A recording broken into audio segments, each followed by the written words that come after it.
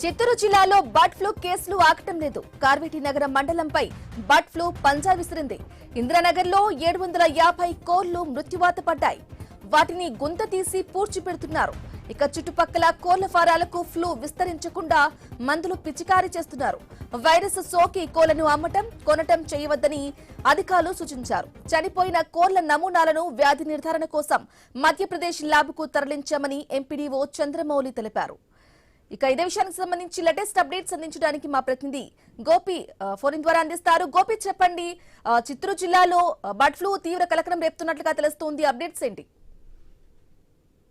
గత వారం రోజుల నుంచి కూడా చిత్తూరు జిల్లాలో ఈ బర్డ్ ఫ్లూ కేసులు అనేది చాలా ఎక్కువగా నమోదవుతున్నాయి. ఇదే ఇప్పుడు స్థానిక ప్రజల్లో ఆందోళన కలిగించే అంశంగా మనం చెప్పొచ్చు. అయితే వారం రోజుల నుంచి కూడా పుంగనూరు కావచ్చు, పలంనేరు ఇట్లా చుట్టుపక్కల ప్రాంతాల్లో దాదాపుగా ఇప్పటి వరకు కూడా ఒక 6 కోళ్ల ఫారాలకి ఈ బర్డ్ ఫ్లూ కేసు నమోదవుతున్నాయి. అయితే వెంటనే అప్రమత్తమైనటువంటి కోళ్ల పరిశ్రమకు సంబంధించినటువంటి సిబ్బంది, అధికారులు కావచ్చు, లేదంటే వీళ్ళందరూ కూడా స్థానిక పౌల్ట్రీ ఫారం రైతులతో మాట్లాడి వాటన్నిటిని కూడా ఎక్కడ కూడా బయట ప్రాంతాలకు తరలించకుండా అక్కడనే పూర్తి స్థాయిలో కూడా వాటిని పూడ్చిపెడుతున్నారు జేసీబీల సహాయంతో.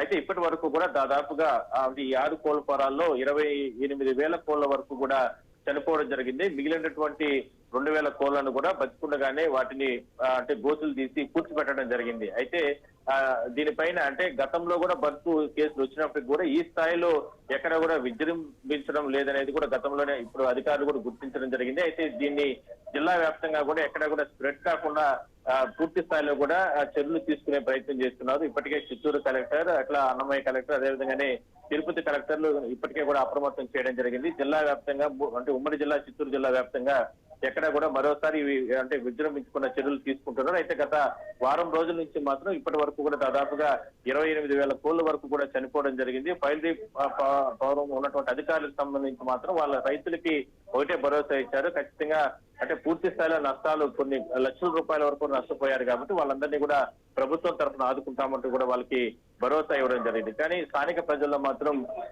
ఏదైతే ఈ బర్డ్ ఫ్లూకు సంబంధించిన ఆందోళన మాత్రం ఇంకా మాత్రం వాళ్ళు భయపడుతున్నారు. ఎట్టి పరిస్థితుల్లో కూడా చనిపోయిన కోళ్లు కానీ లేదంటే అలాంటి కోళ్ల ఫారాల వద్ద మాత్రం ఎట్టి పరిస్థితుల్లో కూడా కొనుగోలు చేయొద్దని అంటూ కూడా ఇప్పటికే వ్యాపారస్తులకు కూడా హెచ్చరికలు జారీ చేయడం జరిగింది.